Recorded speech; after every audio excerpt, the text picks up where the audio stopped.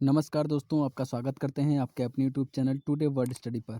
दोस्तों, इस वीडियो में बात करेंगे यूपी टेट के क्वेश्चन पेपर के बारे में। दोस्तों, 28 नवंबर को यूपी टेट का एग्जाम था जो कि कैंसिल हो गया था। आज हम उसका पेपर देखेंगे हिंदी का। कौन कौन से क्वेश्चन आए थे उन क्वेश्चंस को हम इस वीडियो में देखेंगे। और इस क्वेश्चन पेपर को डाउनलोड करने के लिए डिस्क्रिप्शन में मैंने लिंक दिया हुआ है, वहाँ पर क्लिक करके आप इसे आसानी से डाउनलोड कर सकते हैं PDF फॉर्मेट में। तो चलिए स्टार्ट करते हैं। दोस्तों, पहला क्वेश्चन यहाँ पर है, निगमन प्रणाली का प्रयोग किस प्रकार के शिक्षण में होता है। तो यहाँ पर जो उत्तर हो जाएगा वो आपका तीसरा सही हो जाएगा, व्याकरण शिक्षण प्रणाली।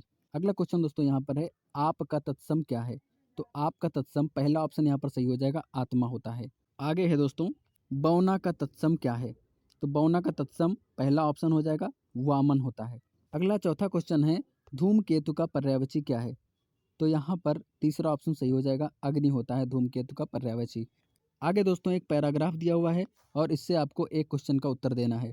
आज विज्ञान मनुष्यों के हाथ में अद्भुत और अतुल्य शक्ति दे रहा है। इसका उपयोग एक व्यक्ति और समूह के उत्कर्ष और दूसरे व्यक्ति और समूह के गिराने में होता ही रहेगा। इसलिए हमें उस भावना को जागृत रखना है और उसे जागृत रखने के लिए कुछ ऐसे साधनों को भी हाथ में रखना होगा जो उसे अहिंसात्मक त्याग भावना को प्रोत्साहित करें और भोग भावना को दबाए रखें। नैतिक अंकुश के बिना शक्ति मानव के लिए हितकार नहीं होती। आइए देखते हैं इससे जुड़ा हुआ क्वेश्चन। उपर्युक्त पंक्ति में कौन मनुष्य के हाथों में अद्भुत और अतुल्य शक्ति दे रहा है। तो दोस्तों यहाँ पर ऑप्शन सही हो जाएगा, दूसरा ऑप्शन।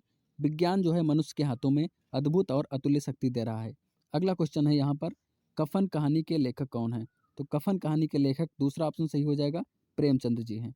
आगे यहाँ पर दी हुई है एक पंक्ति, उसका अलंकार बताना है। तो यहाँ पर पहला ऑप्शन सही हो जाएगा, रूपक अलंकार। अगला क्वेश्चन यहाँ पर है, उससे बैठा नहीं जाता में कौन सा वाच्य है। तो यहाँ पर आपका पहला ऑप्शन सही हो जाएगा, भाववाच्य है। अगला क्वेश्चन है, राम धीरे धीरे पढ़ता है में कौन सा अव्यय है। तो यहाँ पर धीरे धीरे पढ़ता है में क्रिया विशेषण अव्यय होगा, दूसरा ऑप्शन सही हो जाएगा। अगला क्वेश्चन यहाँ पर है, हिमालय से गंगा निकलती है में कौन सा कारक प्रयोग हुआ है। यहाँ पर दूसरा ऑप्शन सही हो जाएगा, अपादान कारक प्रयोग हुआ है। अगला क्वेश्चन है, वह खेल रहा है में किस प्रकार की क्रिया है। तो यहाँ पर दूसरा ऑप्शन सही हो जाएगा, यहाँ पर अकर्मक क्रिया है। अगला क्वेश्चन है, यहाँ पर भी पंक्ति दी हुई है, उसमें अलंकार आपको बताना है। तो यहाँ पर आपका चौथा ऑप्शन सही हो जाएगा, यमक अलंकार। अगला क्वेश्चन है, सूरज का सातवां घोड़ा गुनाहों के देवता किसकी रचना है। तो यहाँ पर चौथा ऑप्शन सही हो जाएगा, धर्मवीर भारती जी की रचना है, सूरज का सातवां घोड़ा और गुनाहों के देवता। अगला क्वेश्चन है, वा का उच्चारण स्थान क्या है। तो वा का उच्चारण स्थान है दंतोष्ठ, पहला ऑप्शन सही हो जाएगा। अगला क्वेश्चन यहाँ पर है, तेजाब में कौन सी संज्ञा है। तो तेजाब में तीसरा ऑप्शन सही हो जाएगा, द्रव्यवाचक संज्ञा है। अगला क्वेश्चन है, नाव जल में तैरती है में कौन सा कारक है। तो यहाँ पर आपका चौथा ऑप्शन सही हो जाएगा, अधिकरण कारक है। अगला क्वेश्चन है, महेंद्र का संधि विच्छेद क्या है। तो महेंद्र का संधि विच्छेद दूसरा ऑप्शन सही हो जाएगा, महा प्लस इंद्र होता है। अगला क्वेश्चन है, शेर को सवा शेर लोकोक्ति का अर्थ क्या है। तो यहाँ पर तीसरा ऑप्शन सही हो जाएगा, एक से बढ़कर दूसरा। अगला क्वेश्चन यहाँ पर है, खाने की इच्छा के लिए एक शब्द बताइए। तो यहाँ पर दूसरा ऑप्शन सही हो जाएगा, बुभुक्षा। खाने की इच्छा को बुभुक्षा कहते हैं। अगला प्रश्न है यहाँ पर, किंडरगार्टन शिक्षण पद्धति के जन्मदाता कौन है। तो यहाँ पर आपका चौथा ऑप्शन सही हो जाएगा, किंडरगार्टन पद्धति के जन्मदाता हैं फ्रॉबेल। अगला क्वेश्चन यहाँ पर है, प्रवर शब्द का विलोम क्या है। तो प्रवर का विलोम होता है अवर, दूसरा ऑप्शन सही हो जाएगा। अगला क्वेश्चन है, उपचारात्मक शिक्षण में किस अध्यापन प्रक्रिया का प्रयोग अधिक किया जाता है।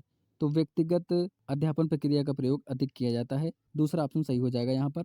अगला क्वेश्चन यहाँ पर है, इसमें काव्य की पंक्तियाँ दी हुई हैं और आपको बताना है ये पंक्तियाँ किस कवि की हैं। तो यहाँ पर दूसरा ऑप्शन सही हो जाएगा, अमीर खुसरो। अगला क्वेश्चन है, जूठन आत्मकथा के लेखक कौन है। तो यहाँ पर पहला ऑप्शन सही हो जाएगा, ओम प्रकाश वाल्मीकि जी हैं।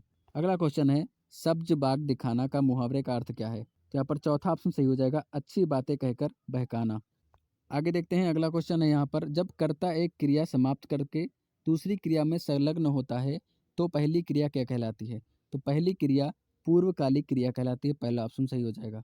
अगले क्वेश्चन में भी काव्य की दो पंक्तियाँ दी हुई हैं और पूछा गया है इसमें अलंकार कौन है। तो यहाँ पर तीसरा ऑप्शन सही हो जाएगा, उत्प्रेक्षा अलंकार इन पंक्तियों में है।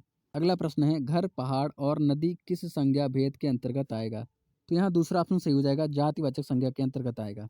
अगला और आखिरी प्रश्न है यहाँ पर, उसने कुछ नहीं खाया में कुछ जो है वो किस सर्वनाम का बोधक है। तो यहाँ पर अनिश्चयवाचक सर्वनाम का बोधक है कुछ, तो यहाँ पर चौथा ऑप्शन सही हो जाएगा। दोस्तों, ये थे हिंदी के 30 क्वेश्चन जो 28 नवंबर को यूपी टेट का एग्ज़ाम होना था जो कि कैंसिल हो गया था। ये उसके 30 क्वेश्चन हैं हिंदी के। बहुत ही अच्छा पेपर आया था, उम्मीद है ऐसा ही पेपर 23 तारीख वाले पेपर में भी आए। दोस्तों वीडियो कैसा लगा जरूर बताइए कमेंट के माध्यम से। चैनल पे पहली बार आए हैं, चैनल को सब्सक्राइब करना बिल्कुल मत भूलिए, क्योंकि हम यहाँ पर ऐसी ही वीडियोस लेकर आते रहते हैं। मिलते हैं एक नई वीडियो के साथ में, तब तक के लिए नमस्कार।